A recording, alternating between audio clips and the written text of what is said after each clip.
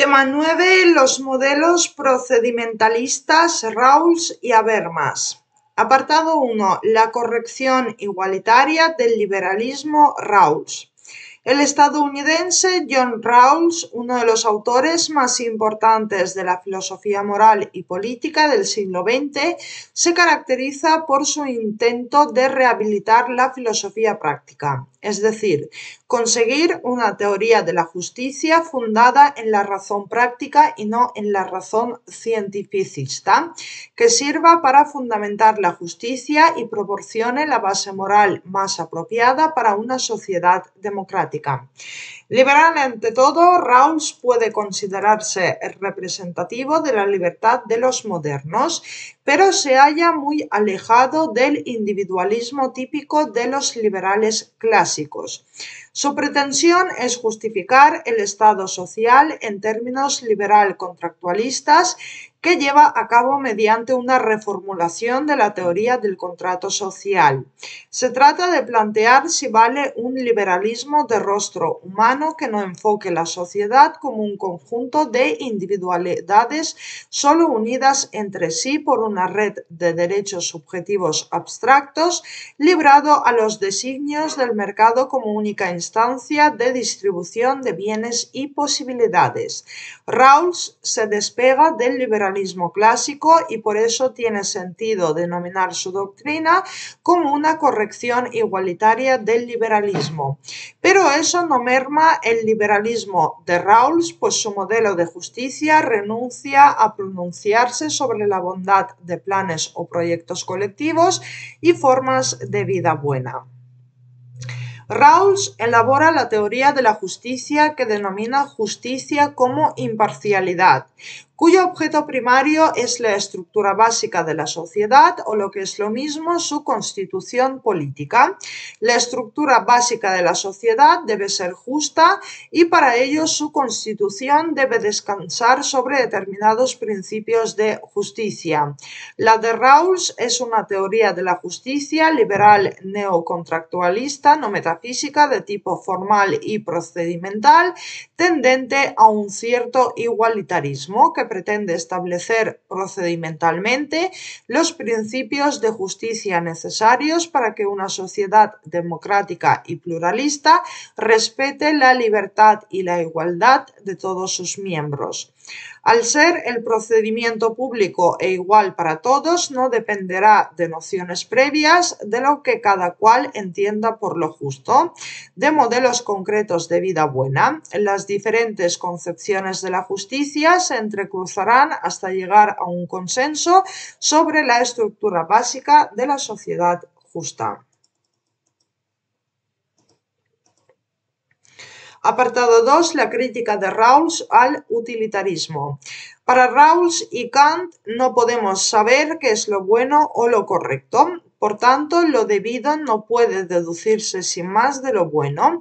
Lo que se debe hacer no sigue a lo justo, sino al revés. Sabemos qué es lo justo cuando sepamos qué es lo que debemos hacer.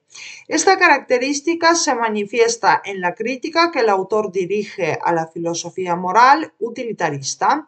El utilitarismo es una teoría teleológica porque hace desprender lo justo o correcto de lo bueno, lo que se debe hacer de la determinación de los bienes valiosos. Por ello, propugna que debe hacerse lo que maximice el bien para la mayoría. Ese es el criterio utilitarista de determinación de la bondad de una conducta y cómo lo justo deriva de lo bueno. Una sociedad será tanto más justa cuanto más capaz sea de obtener la mayor suma de satisfacción de los deseos del mayor número de individuos. El problema de esta concepción es que cualquier decisión política tenida por justa por la mayoría puede implicar consecuencias claramente injustas para minorías, como en el caso de la adopción de criterios que discriminen a ciertos individuos por razón de sexo, raza o religión. Esto supone, en terminología kantiana, la consideración del individuo no como un fin en sí mismo, sino como un medio relativo a un fin. Rawls pretende mostrar que la teoría de la justicia como imparcialidad establece una forma más perfecta y equitativa de justificar la estructura básica de la sociedad y los principios que deben regirla que las teorías utilitarias. Frente al carácter teleológico del utilitarismo, la justicia como imparcialidad que Rawls defiende es una teoría deontológica, pues no entra a juzgar que sea lo bueno, sino que determina lo justo a través de un procedimiento igual para todos. Su ventaja es que al no derivar lo justo de lo bueno, permite eliminar el carácter contingente, arbitrario y subjetivo de los criterios al adecuarlos a las pretensiones de universalidad y objetividad propias de la autonomía moral.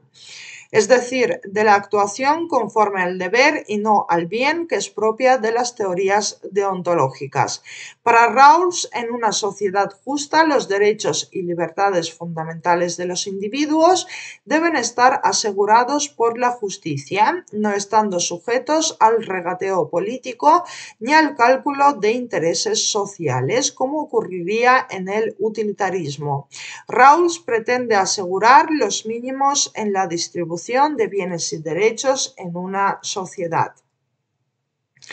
No es difícil captar la diferencia entre los utilitaristas y los procedimentalistas como Rawls.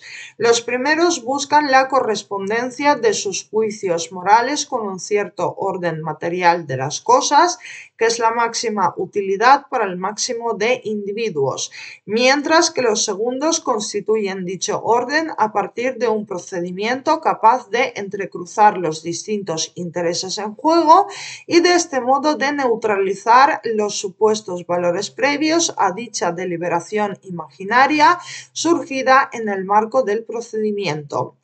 Para un pensador como Rawls, a los efectos de cualquier teoría de la justicia no hay nada material sustantivo que sea relevante antes del procedimiento, que es el que decide lo que debe valer como justo, y por eso Rawls rechaza dar carta de naturaleza a conceptos como vida buena en el ámbito político.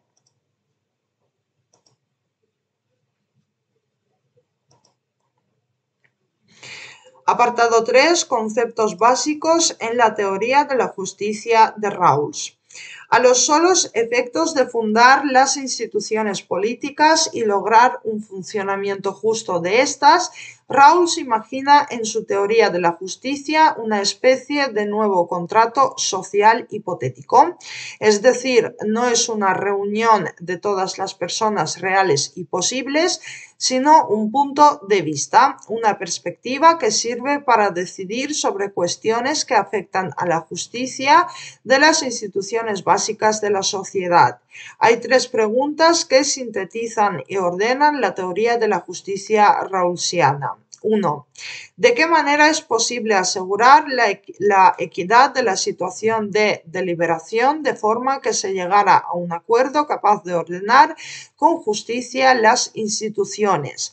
A esta cuestión responden la posición original, el consenso entrecruzado y el velo de la ignorancia. Segundo, ¿qué principios escogieron los participantes bajo el velo de la ignorancia? La respuesta nos dan los dos principios de justicia. Y tercero, ¿qué argumento sería preciso para convencer a los participantes de forma que eligieron por unanimidad los principios antedichos y no, por ejemplo, un principio de tipo utilitarista? Rawls contesta esta pregunta mediante la regla de Maximin.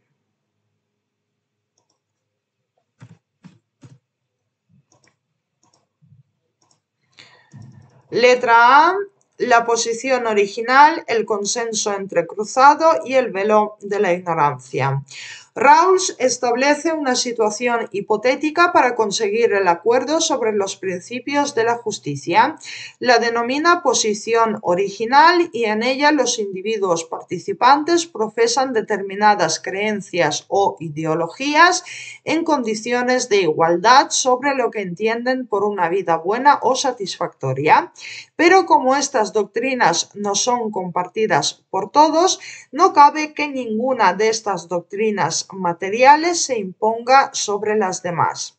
El objetivo es establecer unos principios de justicia que puedan ser aceptados por todos, con independencia de la doctrina particular que cada cual profese, para llegar a un consenso entrecruzado de doctrinas religiosas, filosóficas y morales.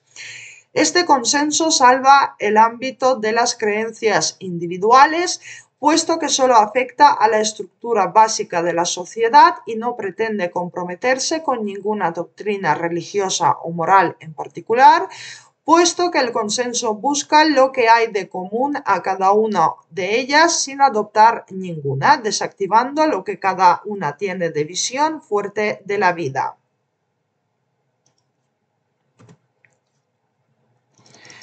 Este consenso entrecruzado es el resultado de la doctrina de la justicia puramente procedimental de Rawls, pues sea cual sea el contenido material de los principios que se adopten, estos pueden ser considerados justos en la medida en que se haya respetado el procedimiento para acordarlo, dejando las creencias aparte.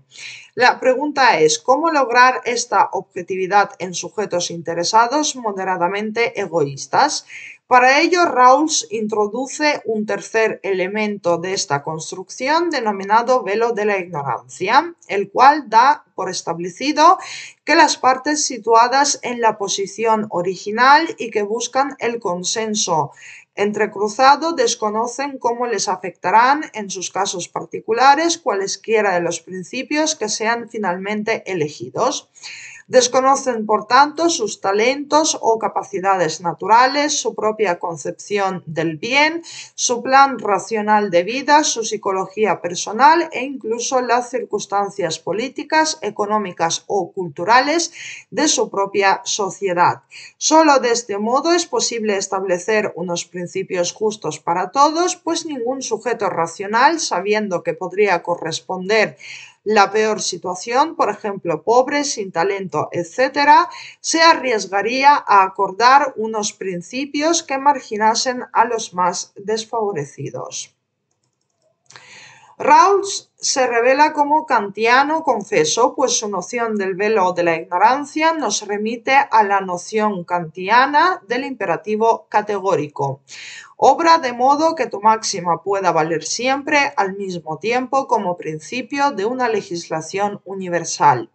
Se trata de pensar las máximas que deben regir la propia conducta como leyes prácticas universales, es decir, con arreglo exclusivamente al deber, excluyendo así cualquier determinación empírica concreta, por ejemplo, deseos, creencias religiosas, necesidades materiales, etc., por ser estas mudables y circunstanciales. Dichas máximas deben tener el carácter de meras formalizaciones. Letra B, los dos principios de la justicia. El primero es el principio de igualdad. Todas las personas son iguales en punto a exigir un esquema adecuado de derechos y libertades básicos iguales, esquema que es compatible con el mismo esquema para todos, y en ese esquema se garantiza su valor equitativo a las libertades políticas iguales y solo a esas libertades. El segundo es el principio de diferencia. Las desigualdades sociales y económicas tienen que satisfacer dos condiciones. Primero, deben andar vinculadas a posiciones y cargos abiertos a todos en condiciones de igualdad equitativa de oportunidades. Y segundo, deben promover el mayor beneficio para los miembros menos aventajados de la sociedad. Ambos principios contienen el criterio de la asignación de derechos y deberes y de la distribución de las ventajas económicas y sociales en la estructura básica de toda la sociedad. El primer principio asegura las libertades básicas iguales, por ejemplo, libertad pública de expresión y reunión. El segundo principio garantiza la igualdad de oportunidades y la redistribución de la riqueza, de forma que pese a que el reparto no sea absolutamente igualitario, nadie sea absolutamente perjudicado por la desigualdad resultante. Dada la prioridad del primer principio respecto al segundo, no puede justificarse ninguna violación a las libertades básicas protegidas por aquel, apelando a unas posibles mejoras en las ventajas sociales y económicas derivadas de este. Dada su condición de liberal igualitarista, Rawls ha sido criticado con argumentos tanto igualitaristas como liberales. Para los primeros es insultante que dé ciertas desigualdades por asumidos. Para los segundos lo es que conceda prioridad absoluta al grupo más desfavorecido. Para todos ellos ha tenido respuesta. A los primeros les contesta que si la igualdad fuese absoluta, todos perderían, pues la productividad bajaría de tal modo que hasta los menos favorecidos se verían perjudicados. Y a los segundos que si la desigualdad fuese arbitraria, los más favorecidos verían peligrar las bases mismas del sistema que ha permitido su preeminencia por la resistencia de los desfavorecidos a cooperar. La importancia del principio de diferencia estriba en que es capaz de buscar la situación más igualitaria compatible con la regla de unanimidad. Letra C, el argumento del Maximin. Podemos preguntarnos cuál es la razón de que los miembros situados bajo el velo de la ignorancia hayan de preferir esos principios en el orden antedicho y no, por ejemplo, cualquier principio de tipo utilitarista. La respuesta que se refiere al principio de la diferencia se designa con el nombre de Maximin, puesto que los miembros escogen la disposición que maximiza su parte mínima. Su tenor es el siguiente: si dos concepciones de la justicia están en conflicto y una de ellas hace posible una situación que alguien no puede aceptar, mientras que la otra excluiría esta posibilidad, entonces la segunda prevalecerá. En una sociedad que profesará públicamente principios de Rawls, al menos favorecidos, sabría que su posición obtiene la máxima ventaja dentro de las desigualdades que percibe, dado que la disminución de dicha desigualdad le victimiza más aún. Por el contrario, el más favorecido se vería convencido por el hecho de que la pérdida relativa que sufre estaría compensada por la cooperación de los participantes sin el peligro que esto comporta para su preeminencia, esto es, el riesgo de que los desfavorecidos decidieran romper la baraja. Rawls tiene claro la superioridad de toda esta construcción sobre la del utilitarismo. En una sociedad que se declarase públicamente utilitarista, no se podría argumentar frente a los más desfavorecidos otra cosa que el bienestar más elevado del conjunto, lo que no parece un argumento mínimamente convincente cuando se esgrime ante sujetos autointeresados. De hecho, un sistema únicamente utilitarista tendría problemas si decidiera hacer públicos sus criterios de distribución. Resumiendo, al proponer los dos principios de la justicia, Rawls apunta directamente a resolver el conflicto entre libertad e igualdad, puesto que ambos principios permiten que la teoría rawlsiana sea a la vez liberal e igualitaria. Se produce así una síntesis de las dos tradiciones políticas representadas por el liberalismo y la socialdemocracia, ya que se garantiza tanto las libertades políticas como la igualdad de oportunidades y la redistribución de la riqueza, o lo que es lo mismo, lograr un acuerdo que garantice que una sociedad sea regida por los principios de libertad e igualdad simultáneamente y sin que ambos estén abocados a un conflicto permanente.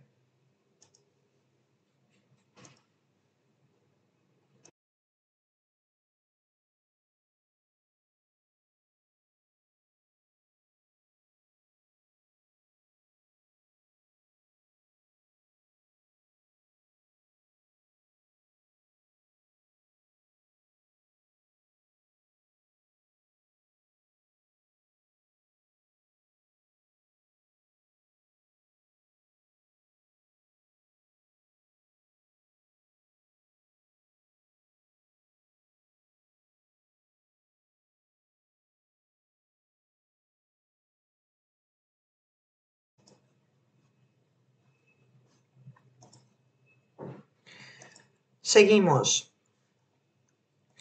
Apartado 4. Habermas, la acción comunicativa. Toda la obra de Habermas, el más eminente de los filósofos alemanes vivos tras la desaparición de Gadamer, se inscribe en las constantes del pensamiento jurídico-político de los últimos decenios. Letra A. La crisis de las filosofías con pretensiones de dar una visión integrada e integradora de lo real desde principios filosóficos fuertes, es decir, de las filosofías de base teológica o metafísica. En este punto, Habermas coincide con Rawls al constatar la imposibilidad de toda forma de definición ontológica, metafísica y finalista de lo bueno o de lo justo. En Habermas no hay una antropología, no existe reflexión alguna explícita sobre la naturaleza humana y en consecuencia lo justo no puede ser referido a la verdad, a lo bueno con mayúsculas, como algo dado o hallado mediante el ejercicio de la razón.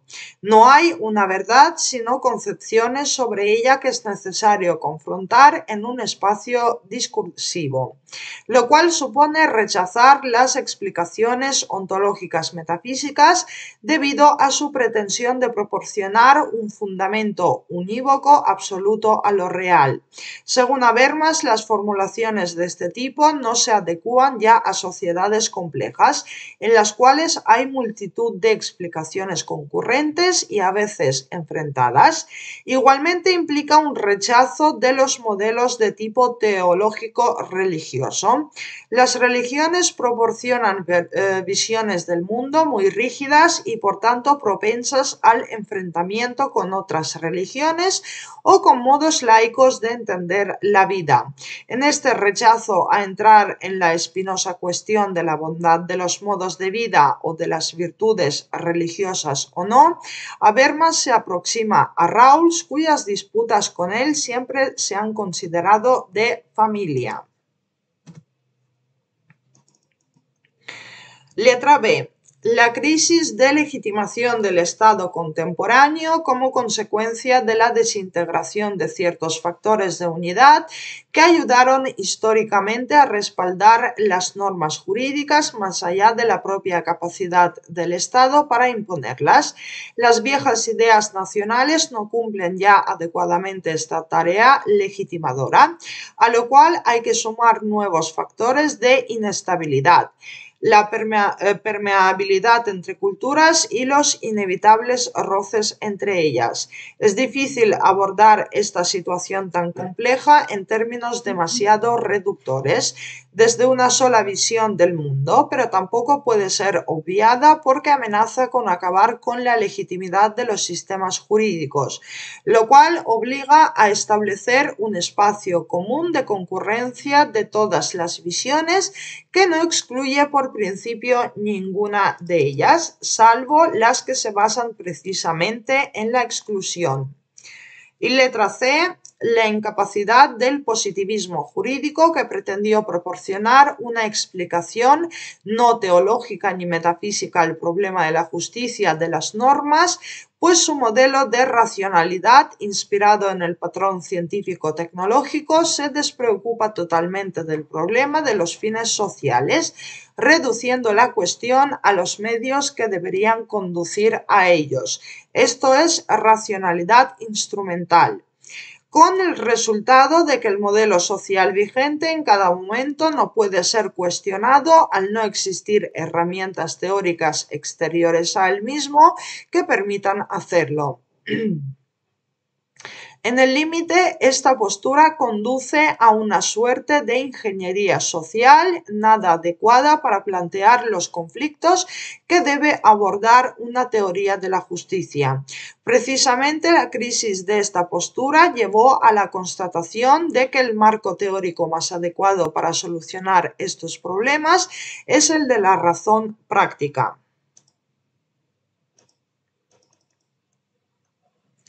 La gran aportación del autor alemán para solucionar este problema es la llamada teoría de la acción comunicativa, que él considera el modelo actual de la razón práctica.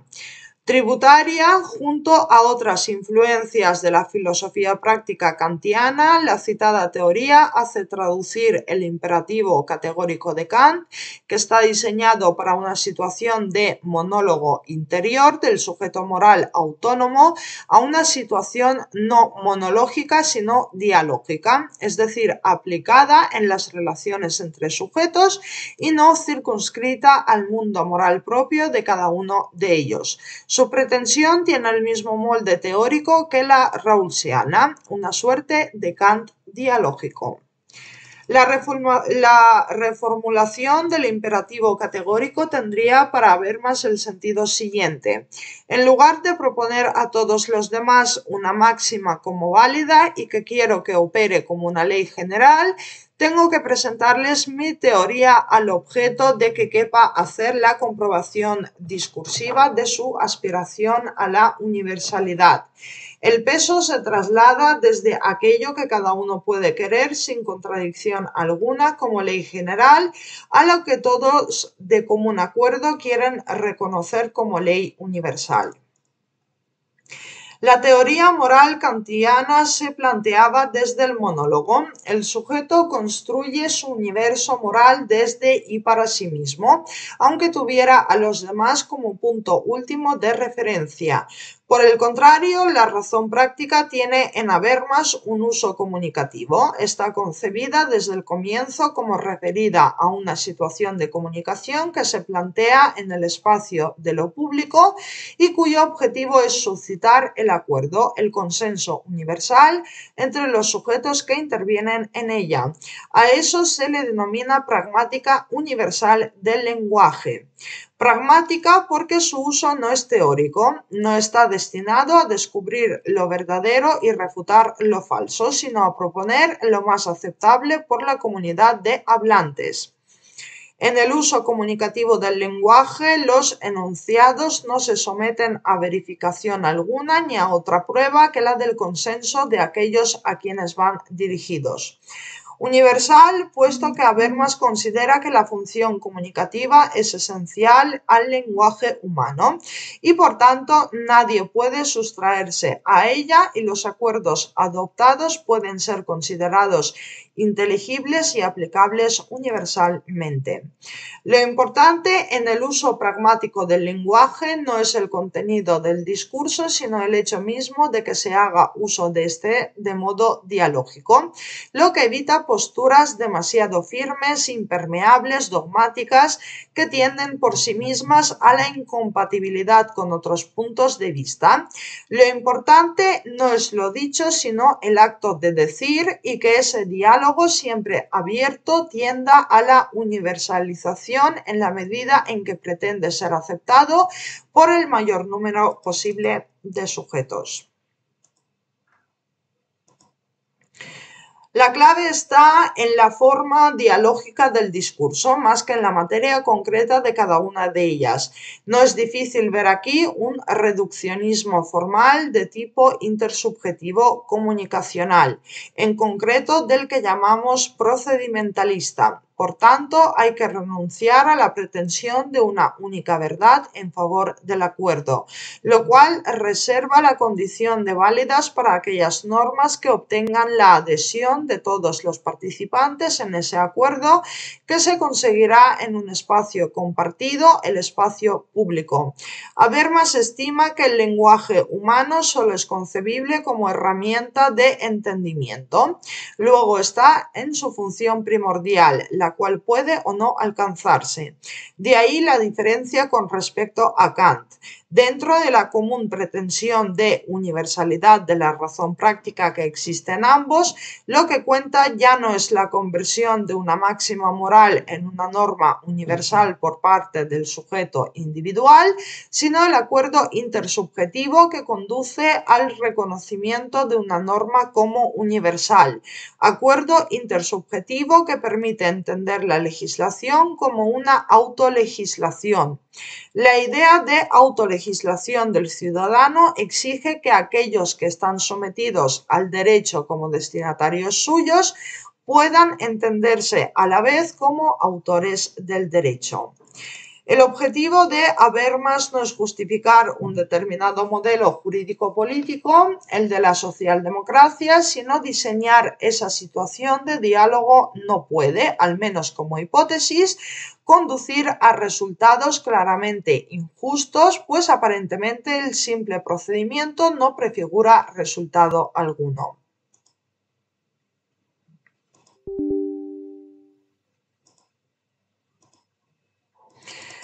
Pero no es así. En el espacio del diálogo, en el sentido habermasiano, no puede existir situaciones de opresión institucionalizada, de intolerancia, de imposición de unos criterios sobre otros, pues es inevitable que todos ellos desactiven lo que tienen de concepciones fuertes de la vida, de visiones del mundo, para ir ajustándose a lo que poseen de más importante, su carácter de concepciones de la sociedad que persiguen, ante todo la convivencia civilizada.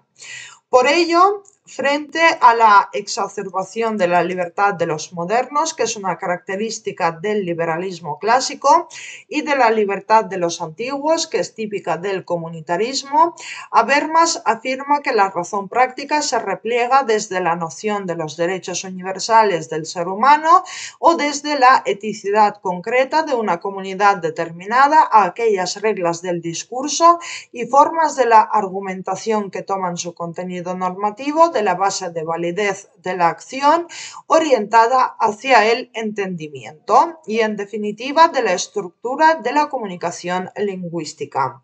Aquí se ve lo que la postura habermasiana conserva de radical, la negativa a aceptar que los intereses individuales o los fines colectivos tengan valor argumental.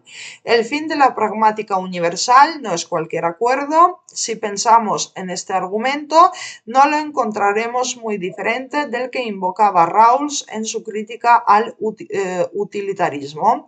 En última instancia, se trata en ambos casos de mostrar que hay principios que no pueden ser negociados y sacrificios como los derechos fundamentales que no pueden ser aceptados, ya sea en nombre de utilidad común, de la mayoría, de los modos de vida buena, del libre mercado, etc.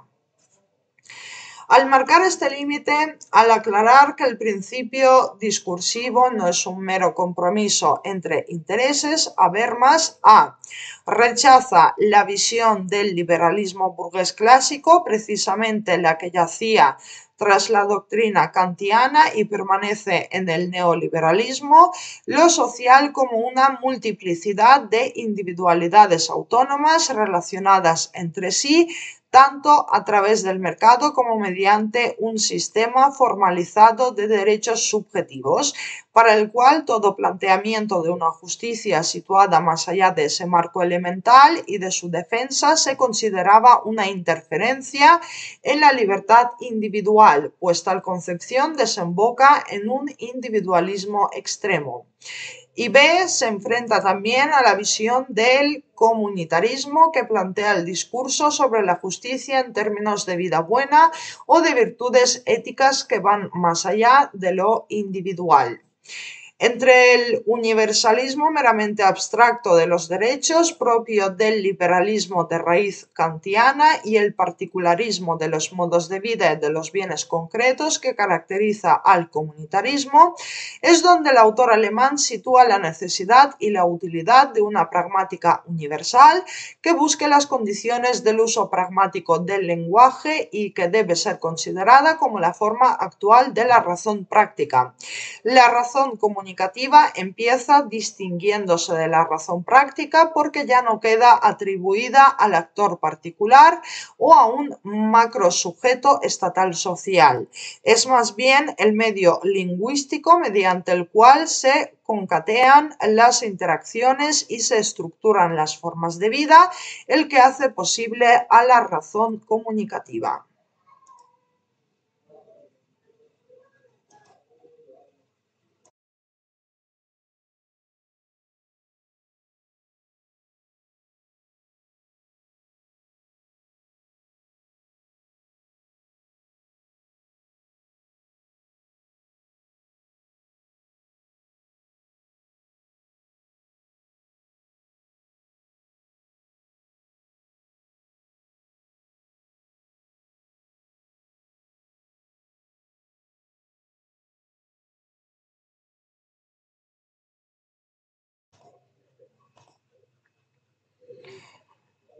Seguimos. Apartado 5. Facticidad y validez. Falta por ver lo que constituye el núcleo duro de la posición habermasiana.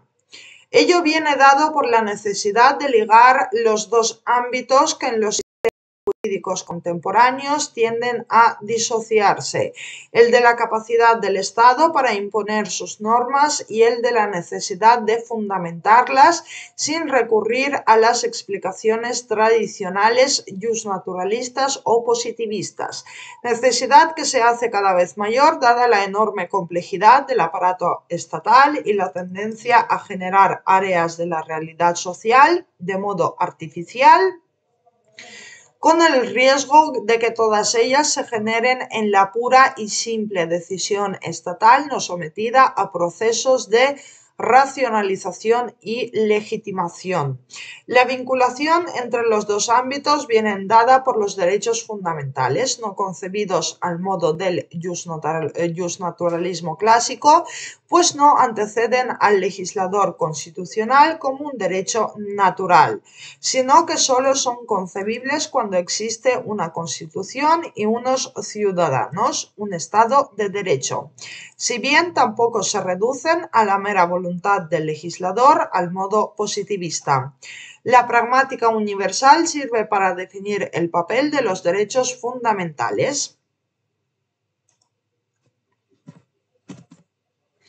Son el instrumento necesario para mediar entre el ámbito de la mera validez, que hace referencia a la necesidad de que toda norma se imponga desde una aceptación racional por parte de sus destinatarios, y el de la factibilidad, que se refiere al puro hecho de que el Estado se halla generalmente en condiciones de imponer coactivamente la obediencia a sus normas.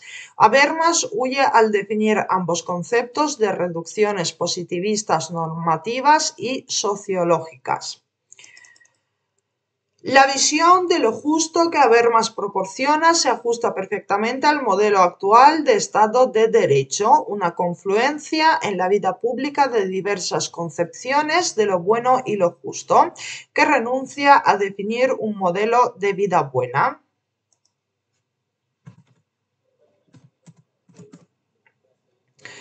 Confluencia presidida por lo que llama el autor sustitución del derecho natural por la idea del derecho. Esto niega la imposibilidad de derivar los principios últimos de toda forma de juridicidad del modelo justnaturalista del contrato social, pues ese marco teórico surgido en el siglo XVII estaba pensado para una economía burguesa de pequeños propietarios que no es ya la nuestra, pero también la imposibilidad de disolver esa pretensión en el marco positivista, pues dicho marco renuncia a cualquier principio de justicia en nombre de una concepción instrumental científico-técnica de la razón. Precisamente el derecho cumple la función de mediar entre los dos citados ámbitos de validez y a la factibilidad del deber ser y del ser, permitiendo que la fundamentación del derecho se abra a la argumentación moral, pero sin disolverse en ella. El autor alemán sostiene la imposibilidad de separar derecho y moral al modo positivista. Habermas habla expresamente de la complementación entre moral autónoma y derecho positivo. Hay que entender aquí la moral como sinónimo de normatividad universal al modo kantiano. Tan pronto como la vigencia del derecho pierde toda relación moral y por tanto toda relación que vaya más allá de la decisión del legislador, con los aspectos de justicia se torna difusa la identidad del derecho mismo. Esta invocación al discurso moral es inseparable de su concepción procedimentalista. La moral ya no flota del derecho natural racional como un conjunto suprapositivo de normas, emigra al interior del derecho positivo, pero sin agotarse en el derecho positivo. Más esta moralidad, que no solamente se enfrenta al derecho, sino que también queda atada al derecho mismo, es de naturaleza puramente procedimental. Se ha desembarazado de todo contenido normativo determinado y ha quedado sublimada y convertida en un procedimiento de fundamentación de contenidos normativos posibles. Así, un derecho procedimental y una moral procedimentalizada pueden controlarse mutuamente. El derecho no está subordinado a la moral como en la posición justnaturalista, tampoco es ajeno a ella como en el modelo rawlsiano, sino que actúa como un complemento funcional de ella, pues los derechos subjetivos se abren al discurso moral, aunque no se reducen a él. Y terminamos el tema con el apartado 6, el modelo procedimentalista de democracia, el llamado patriotismo constitucional.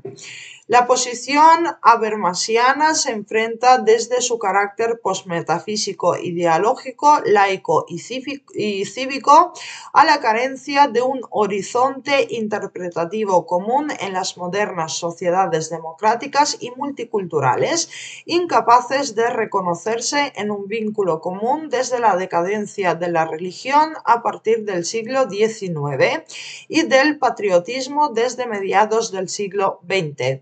Pretende hacerlo desde una posición que no niegue el espacio común de derechos y libertades que defiende como esencial el liberalismo, ni menoscabe el reconocimiento de la diferencia que hace suyo el comunitarismo. Esto supone la reformulación de la propia idea de ciudadanía en sentido cosmopolita, no nacionalista. Solo un espacio público fuerte y una sociedad civil participativa pueden albergar este intento. El reconocimiento del otro como uno de nosotros debe darse aunque no compartamos ideales de vida buena y su único límite razonable es el sistema de derechos. Así es donde acaba la tolerancia, el punto a partir del cual la intolerancia es un deber cívico, como no dejan de reconocer los propios teóricos comunitaristas. En suma, se trata de hacer posible el reconocimiento recíproco de las pertenencias culturales sin basarse en estas, sino únicamente a partir de la coexistencia de las formas de vida en igualdad de derechos. La integración ética de grupos y subculturas con sus propias identidades colectivas debe encontrarse, pues, desvinculada del nivel de la integración política de carácter abstracto que abarca a todos los ciudadanos en igual medida. Esta integración de los derechos abstractos con la cultura particular se produce a través de lo que podemos denominar patriotismo constitucional, pues es la Constitución la que a través de derechos y principios establece el marco valorativo, el contenido ético común que se perdió con la crisis del sentido religioso y posteriormente del nacional. El autor alemán propone una desactivación de los aspectos más problemáticos de la idea de vida buena en un intento de hacerla no susceptible de apropiación por grupo alguno, por ejemplo, tradiciones, modos de vida, patrones culturales, puesto que la vida buena no se entiende solo desde el interior de una comunidad, sino también y principalmente desde el marco que permite la convivencia entre comunidades. En todo caso, ese consenso capaz de permitir la convivencia de los diferentes modos de entender lo que es una vida buena no puede ser meramente procedimental, no puede ser separado de toda eticidad concreta, pues los mismos principios en que el consenso se basa son ideales de vida buena generalizados, posturas éticas materiales y sustantivas. El procedimiento proporciona un marco necesario y traza los límites, pero la fusión será siempre un entrelazamiento de modelos de vida buena. Y con esto terminamos.